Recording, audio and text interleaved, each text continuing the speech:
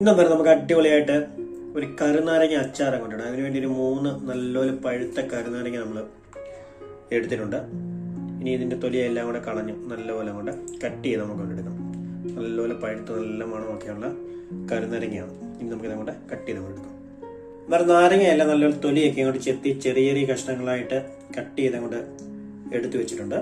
എന്നാൽ ഇതിലേക്ക് ചേർക്കാനായിട്ട് ഒരു 15 വെളുത്തുള്ളി രണ്ടായിട്ട് കട്ട് ചെയ്തത്, പിന്നെ അതുപോലെ ഒരു ചെറിയ കഷ്ണം ഇഞ്ചി ചെറുതായിട്ട് കട്ട് ചെയ്തത്, 2 തണ്ട് കറിവേപ്പില, ഒരു 10 പച്ചമുളക് നമ്മൾ കട്ട് ചെയ്തെടുത്തിട്ടുണ്ട്. ഇനി ഇതെല്ലാം നല്ലെണ്ണ അങ്ങോട്ട് ഒഴിച്ച് നല്ലപോലെ അങ്ങോട്ട് വഴത്തി നമ്മുടെ അടിപൊളിയായിട്ട് നമ്മുടെ കരുനാരങ്ങ അങ്ങോട്ട് അച്ചാർ വെക്കാം. അന്നേരം കരുനാരങ്ങ അച്ചാർ വെക്കാനായിട്ട് നമ്മൾ ചട്ടി അടുപ്പത്ത് വെച്ചിട്ടുണ്ടെങ്കിൽ നല്ലപോലെ അങ്ങോട്ട് ചൂടാകട്ടെ. അന്നേരം ചട്ടിയൊക്കെ ഒന്ന് ചൂടായി വന്നിട്ടുണ്ട്. അതിലേക്ക് നമുക്ക് ആവശ്യത്തിന് നല്ലെണ്ണ അങ്ങോട്ട് ഒഴിച്ചു കൊടുക്കാം.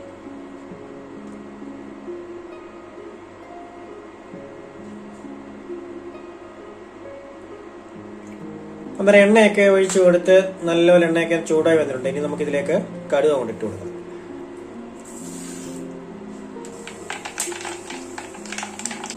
അന്നേരം കടുകൊക്കെ നല്ലപോലെ പൊട്ടി വന്നിട്ടുണ്ട്. ഇനി നമുക്ക് ഇതിലേക്ക് ഇഞ്ചി വെളുത്തുള്ളി അങ്ങോട്ട് കൊടുക്കാം.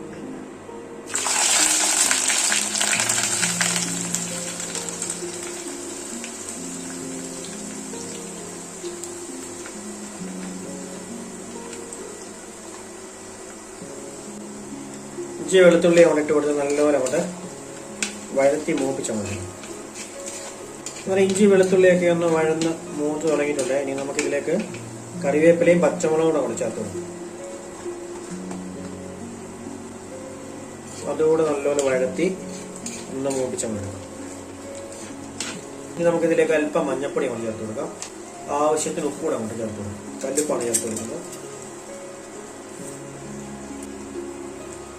എന്നിട്ട് നല്ലപോലെ ഇളക്കി അങ്ങോട്ട് മിക്സ് ചെയ്ത് കൊടുക്കാം.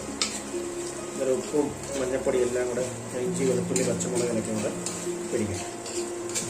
ഇനി നമുക്കിതിലേക്ക് അല്പം കായപ്പൊടി അങ്ങോട്ട് ചേർത്ത് കൊടുക്കാം.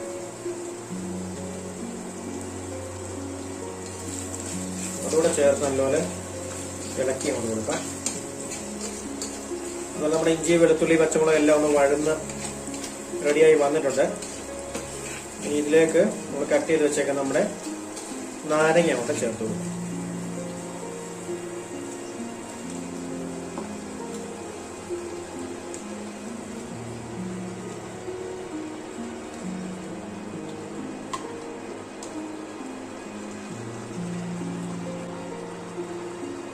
നാരങ്ങ ചേർത്ത് കൊടുത്തുകൊണ്ട് ഇളക്കി അങ്ങോട്ട് മിക്സ് ചെയ്യാം.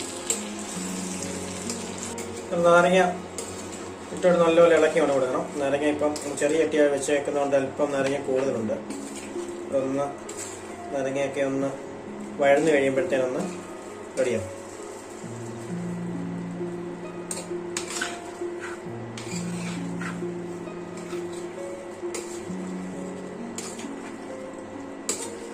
ഇനി നമുക്കിതൊരു 5 മിനിറ്റ് കൂടെ അടച്ചുകൊണ്ട് വെക്കാം. നാരങ്ങ എല്ലാം ഒന്ന് വഴന്നൊന്ന് വേഗട്ടെ.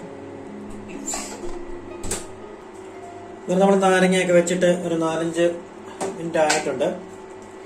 എല്ലാം ഒന്ന് തിളച്ച്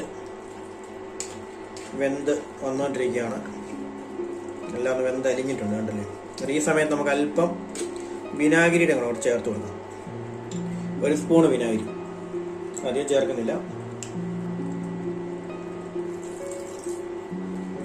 എന്നിട്ട് നല്ലപോലെ ഇളക്കിയുണ്ട് കൊടുക്കാം. നമ്മൾ നാരങ്ങയൊക്കെ നല്ലപോലെ ഒന്ന് തണുത്ത് റെഡിയായി കഴിയുമ്പോൾ നല്ലപോലെ നലിഞ്ഞ് റെഡിയാകും. അതിന് വേണ്ടിയാണ് വിനാഗിരി ചേർക്കുന്നത്. ഇനി ഒരു 2 മിനിറ്റ് കൂടെ അങ്ങോട്ട് ഇരിക്കട്ടെ. വിനാഗിരി ഒഴിച്ച് അതുകൂടെ ഒന്ന് തിളച്ചൊന്ന് വരട്ടെ. നമുക്കിനി ഇതിൻ്റെ ഉപ്പൊക്കെ ഒന്ന് ചെക്ക് ചെയ്ത് നോക്കണം. ഉപ്പ് കുറവുണ്ട്, ഉപ്പ് ചേർത്ത് കൊടുക്കണം. ഉപ്പൊക്കെ പരുവത്തിന് തന്നെ ഉണ്ട്. ഇനി 2 മിനിറ്റ് കൂടെ കഴിഞ്ഞ് കഴിയുമ്പോൾ നമുക്കിതങ്ങോട്ട് തീയൊക്കെ ഇങ്ങോട്ട് ഓഫ് ചെയ്ത് തണുക്കാൻ അങ്ങോട്ട് വെക്കണം. തണുത്ത് കഴിഞ്ഞിട്ട് നല്ല ഒരു ചില്ല് ബോട്ടിലിനകത്ത് അടച്ചങ്ങോട്ട് വെച്ചിട്ട് ഒരാഴ്ച കഴിഞ്ഞ് ഇവനെ എടുത്ത് അങ്ങോട്ട് കഴിച്ച് കഴിയുമ്പോൾ നല്ല അടിപൊളിയായിട്ട് സെറ്റായിരിക്കും നമ്മുടെ കരുനാരങ്ങ അച്ചാർ. ഇനി 2 മിനിറ്റ് കൂടെ നമ്മളിവിടെ അടച്ചങ്ങോട്ട് വെക്കാം. വേറെ നമ്മുടെ അടിപൊളിയായിട്ടുള്ള കറിനാരങ്ങ അച്ചാർ ഇവിടെ റെഡി ആയിട്ടുണ്ട്. നല്ല സെറ്റായിട്ട് റെഡി ആയിരിക്കുകയാണ്. ഇനി നമുക്ക് തീയൊക്കെ അങ്ങോട്ട് ഓഫ് ചെയ്ത് ഇത് നല്ലപോലെ അങ്ങോട്ട് തണുത്തിട്ട് വേണം വേറെ ടിന്നിനകത്തോട്ട് അങ്ങോട്ട് മാറ്റി വെക്കാം.